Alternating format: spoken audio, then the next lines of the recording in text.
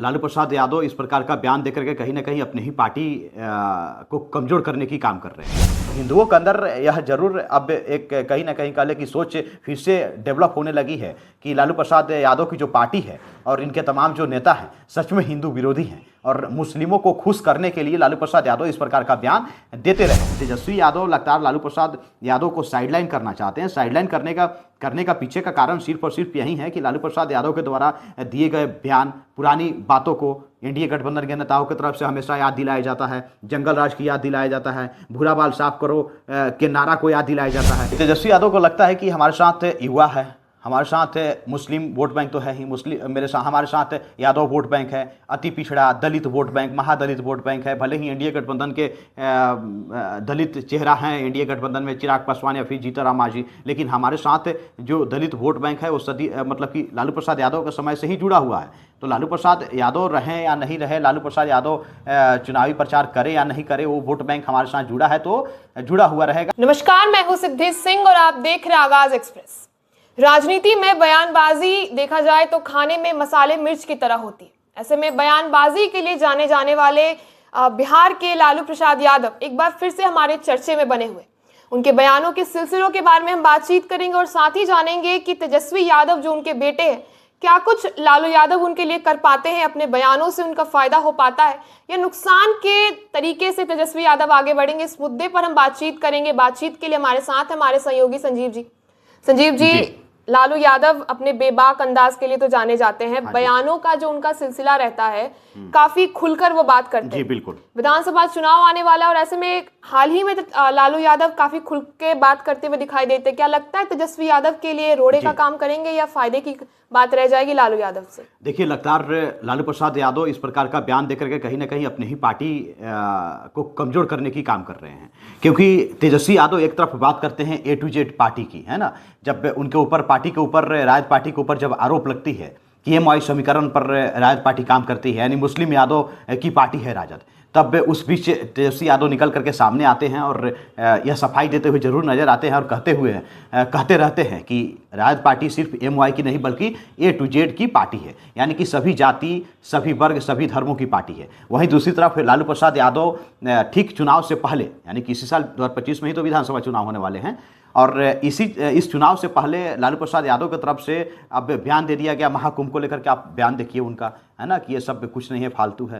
तो इस प्रकार का बयान दे देना कहीं ना कहीं एक बड़ा जो वोट बैंक है, यानी कि जो हिंदू समाज की जो एक बड़ी आस्था महाकुंभ से जुड़ी हुई है, या फिर हम कह लें कि एक बड़ा वोट प्रतिशत हिंदुओं का ही बिहार में है, बिहार ही नहीं बल्कि पूरे देश में ही है।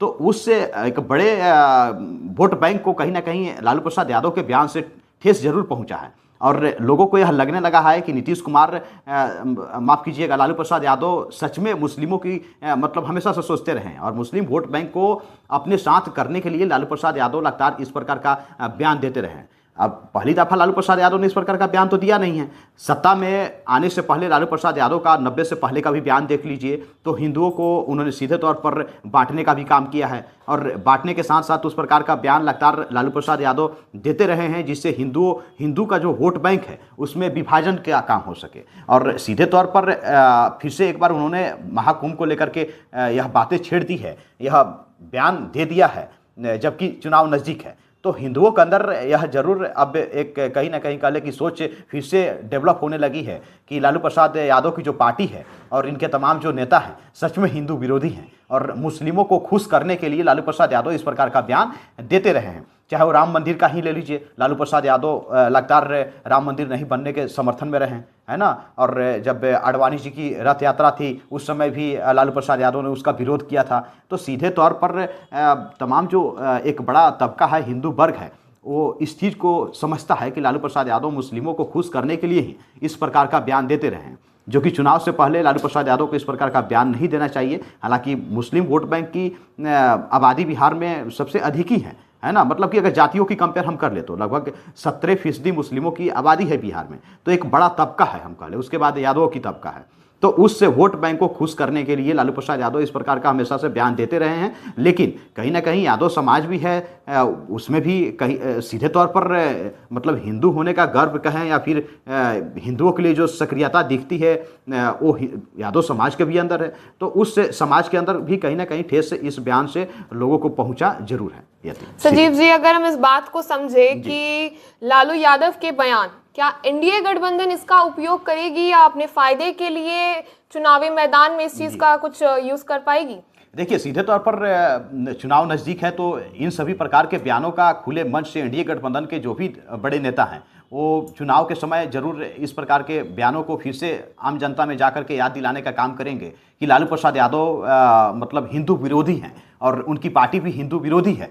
तभी तो लालू प्रसाद यादव महाकुंभ को लेकर के इस प्रकार का बयान देते हैं, धर्म को लेकर के लगातार इस प्रकार का बयान देते हैं, मुस्लिमों को खुश करने के लिए लगातार कहते हैं कि मुस्लिमों के लिए भी एक अलग आरक्षण की व्यवस्था होनी चाहिए। क्योंकि महज 2-3 महीने पहले की आप बयान देख लीजिए लालू प्रसाद यादव की, तो लालू प्रसाद यादव ने तो सीधे तौर पर कहा ना कि मुस्लिमों के लिए भी आरक्षण अलग से मिलनी चाहिए। जिस प्रकार से EWS कोटा तैयार किया गया, जिस प्रकार से सवर्णों को आरक्षण देने के लिए एक अलग कोटा तैयार किया गया, उस प्रकार से मुस्लिमों के लिए भी एक अलग व्यवस्था होना चाहिए। तो सीधे तौर पर हिंदू समाज के लोगों को फिर से एनडीए गठबंधन के खासकर बीजेपी के तमाम नेता चुनाव के समय इस बात को याद दिलाएंगे, है ना, कि मुस्लिमों के लिए ही काम करने वाली पार्टी है राजद पार्टी और शुरू से मुस्लिमों के लिए ही काम करते आई है। तो इसका फायदा सीधे तौर पर एनडीए गठबंधन को जरूर मिलेगा। संजीव जी, अगर हम लालू यादव और नीतीश कुमार की केमिस्ट्री की बात करें तो कुछ समय पहले एक बहुत ही बड़ा बयान आया था लालू यादव का कि हम लोग भाजपा को बिहार में नहीं आने देंगे जब तक वो बिहार में। हम लोग पे अगर हम थोड़ी जोर दें तो आपका क्या लगता है, हम लोग से उनका क्या मतलब हो सकता है? देखिए, सीधे तौर पर लालू प्रसाद यादव को लगता है कि इस प्रकार का बयान दे करके हम अपने तमाम पार्टी वर्कर्स को, तमाम पार्टी नेताओं को एक बड़ी कॉन्फिडेंस से हम पैदा कर सकते हैं उनके अंदर। तभी तो लालू प्रसाद यादव ने सीधे तौर पर दिल्ली विधानसभा चुनाव परिणाम के बाद इस प्रकार का बयान दिया। लोगों को लगा, विपक्षी तमाम नेताओं को लगा, तमाम बिहार के लोगों को भी लगा कि दिल्ली चुनाव का असर भाई बिहार में पड़ेगा सीधे तौर पर और एनडीए की सरकार बननी तय है। तो लालू प्रसाद यादव को लगा कि नहीं, हमारा जो तमाम पार्टी वर्कर है उसके अंदर एक मायूसी जरूर छाई हुई है, इसलिए ऐसा बयान दे ताकि उनके अंदर एक ऊर्जा का फिर से संचालन हो और उनको मोटिवेट हम कर सके, उनको कॉन्फिडेंस में फिर से ला सके। इसलिए लालू प्रसाद यादव ने सीधे तौर पर और एनडीए को मानसिक तौर पर कमजोर साबित करे और एनडीए को सीधे तौर पर जो तमाम उनके नेता हैं, उनके कार्यकर्ता हैं, उनको कहीं ना कहीं एक बेचैनी वाली जरूर, घबराहट वाली जरूर उनको फीलिंग देने का काम करे। इसलिए लालू प्रसाद यादव ने सीधे तौर पर कह दिया कि हमारे रहते हुए बिहार में एनडीए का सरकार कतई नहीं बनेगा, सत्ता वापसी महागठबंधन की ही होगी। उसके पीछे कारण यही था सीधी। कुछ समय अगर हम पहले जाएं तो लालू यादव कहते हैं कि नीतीश कुमार के लिए अभी भी दरवाजा खुला है, लेकिन तेजस्वी यादव बिल्कुल उसके उल्टी बात करते हैं। कहते हैं कि अब चाचा के साथ तो कोई रिश्ता नहीं होने वाला। क्या लगता है कि तेजस्वी यादव के नेतृत्व पर, उनके परिपूर्ण पर लालू यादव को अभी भी शंका है कि बिहार में शायद तेजस्वी यादव बिहार ना चला सके? देखिए, सीधे तौर पर लालू प्रसाद यादव के पास एक लंबी राजनीतिक अनुभव है और तेजस्वी यादव तो 2015 से सक्रिय हुए हैं ना। उसके पहले तो बिहार में थे नहीं वो, है ना, दिल्ली में रहते थे, क्रिकेट मैच खेलते थे और 2015 में पहली बार वो विधायक बने, मंत्री, डिप्टी सीएम बने और दूसरी बार 2020 में सत्ता वापसी उनकी हुई, है ना। तो उनके पास तो महज 9-10 वर्षों का ही अनुभव है ना। लालू प्रसाद यादव का तो पूरा जीवन राजनीति में बीत गया, मतलब कि 18-19 साल के युवा अवस्था से ही लालू प्रसाद यादव राजनीति कर रहे हैं। छात्र संघ का चुनाव लड़ते आए, जीतते आए, तब से तो उनके पास एक लंबा राजनीतिक अनुभव रहा है और उनको पता है कि हाँ, नीतीश कुमार को हम लेंगे तो उनके साथ महिलाओं की वोट बैंक है, जो कि एक बड़ी आबादी है बिहार की महिलाओं की। उसके साथ साथ लौह कुश समीकरण की जो लगातार बात होती है, वो वोट बैंक हमारे गठबंधन के साथ जुड़ जाएगा, लोग भूल जाएंगे, लोग माफ कर जाएंगे, है ना। तो लालू प्रसाद यादव को लगता है कि नीतीश कुमार को यदि फिर से हम महागठबंधन में वापस लाते हैं तो हमारी सत्ता वापसी संभव हो पाएगी। जो हमको लगता है कि तेजस्वी यादव अकेले कुछ नहीं कर पाएंगे, उस कमी को नीतीश कुमार के आने के बाद उस कमी को पूरा कर पाएंगे गठबंधन में। और तेजस्वी यादव ठीक उसके विपरीत बोलने का काम करते हैं। तेजस्वी यादव को लगता है कि नहीं, हम सत्ता वापसी कर लेंगे, हम अकेले ही काफ़ी है। और यही तो कारण रहा कि ना, लालू प्रसाद यादव का बयान की बात कर ले या फिर लालू प्रसाद यादव की कार्यशैली पे बात कर ले, तो तेजस्वी यादव को लालू प्रसाद यादव की कार्यशैली, लालू प्रसाद यादव के बयान पर भरोसा नहीं रहता है। और लालू प्रसाद यादव को लगता है कि तेजस्वी यादव अकेले कुछ नहीं कर पाएगा, तेजस्वी यादव अभी परिपक्व नहीं है। तो दोनों में मनभेद और मतभेद नीतीश कुमार को लेकर के लगातार दिखते रहा है। 2020 के समय भी, 2015 के समय भी लालू प्रसाद यादव ने सीधे तौर पर दोबारा आने की बात कही थी, तो उस समय भी तेजस्वी यादव ने विरोध किया था जब उनके ऊपर आरोप लगे थे, लेकिन लालू प्रसाद यादव ने कोऑर्डिनेट किया और फिर से एक साथ दोनों का करने का काम किया। फिर इस बार भी वो कोशिश में जुटे हुए हैं लालू प्रसाद यादव, लेकिन तेजस्वी यादव यह नहीं चाहते हैं कि हमारे गठबंधन का हिस्सा नीतीश कुमार बने। हालांकि ऐसा कुछ अब फिलहाल होने वाला भी नहीं है और तेजस्वी यादव लगातार लालू प्रसाद यादव को साइडलाइन करना चाहते हैं। साइडलाइन करने का पीछे का कारण सिर्फ और सिर्फ यही है कि लालू प्रसाद यादव के द्वारा दिए गए बयान, पुरानी बातों को एनडीए गठबंधन के नेताओं की तरफ से हमेशा याद दिलाया जाता है, जंगल राज की याद दिलाया जाता है, भूरा बाल साफ करो के नारा को याद दिलाया जाता है और फिर इस बार चुनावी मंच से सीधे तौर पर एनडीए गठबंधन फिर से इस बात को याद दिलाएगी स्वर्ण समाज के लोगों को कि भूरा बाल साफ करो का नारा किसी और ने नहीं बल्कि लालू प्रसाद यादव ने दिया था। इसलिए वो शुरू से ही स्वर्ण विरोधी पार्टी उनकी रही है और उनके बहकावे में जाने की आवश्यकता नहीं है। भले ही प्रदेश अध्यक्ष जगदानंद सिंह को बना करके उन्होंने यह दिखाने की कोशिश की है कि स्वर्ण समाज को हम मतलब कि वरीयता दे रहे हैं। हालांकि लगातार हर एक चुनावी सभा में जब विधानसभा का चुनाव हुआ है तब तक लालू प्रसाद के द्वारा दिए गए इस बयान को हमेशा से एनडीए के तमाम नेता हैं, खासकर बीजेपी के नेता की तरफ से इस बयान को जरूर जनता के बीच में जाकर के याद दिलाने का काम जरूर किया जाता है, जो कि तेजस्वी यादव नहीं चाहते हैं। इसीलिए वो लगातार A to Z की बात करते हैं ताकि लालू प्रसाद यादव के द्वारा पुरानी दी गई बयान कहीं ना कहीं कवर हो सके, ढक सके, उसे लोग भुला सके। यही कारण रहा कि 2020 के चुनाव में तेजस्वी यादव ने लालू प्रसाद यादव की तस्वीर पोस्टर से गायब कर दिया था। बड़े बड़े होर्डिंग्स लगते थे, बड़े बड़े मंचों पर पोस्टर लगाया जाता था, सड़क किनारे पोस्टर लगाया जाता था, उसमें लालू प्रसाद यादव की 2020 के चुनाव में तस्वीर ही नहीं दिखती थी। तो तेजस्वी यादव को लगता था कि लालू प्रसाद यादव के चेहरा को लेकर के हम नहीं चल सकते हैं क्योंकि लोग फिर से पुरानी जंगल राज को याद दिलाएंगे, क्योंकि न्यू जनरेशन के हैं और नई सदी की राजनीति तेजस्वी यादव कर रहे हैं। वहीं फिर से उस चीज़ को फिर से हो सकता है कि 2025 के चुनाव में तेजस्वी यादव दोहराने का काम करे, क्योंकि लालू प्रसाद यादव का लगातार इस प्रकार का जो बयान आ रहा है, इस बयान के तहत तो पार्टी नेताओं को लगता है कि नहीं, इनको मंच पर भी शायद बैठाना उचित नहीं होगा। लोकसभा के समय भी लालू प्रसाद यादव ने विवादित बयान दे दिया था चुनाव प्रचार के दौरान। तो 2020 वाली जो चीज़ें हुआ करती थी उस चीज़ को हो सकता है कि राज्य पार्टी के तमाम नेता दोहरा सकते हैं और चुनाव प्रचार के लिए हो सकता है कि जितना कम हो सके उतना लालू प्रसाद यादव को मंच सजा करने की जिम्मेदारी या फिर मंच सजा करने की जो बात आएगी उसमें उनकी भागीदारी बहुत कम ही तेजस्वी यादव दे पाएंगे सीधे।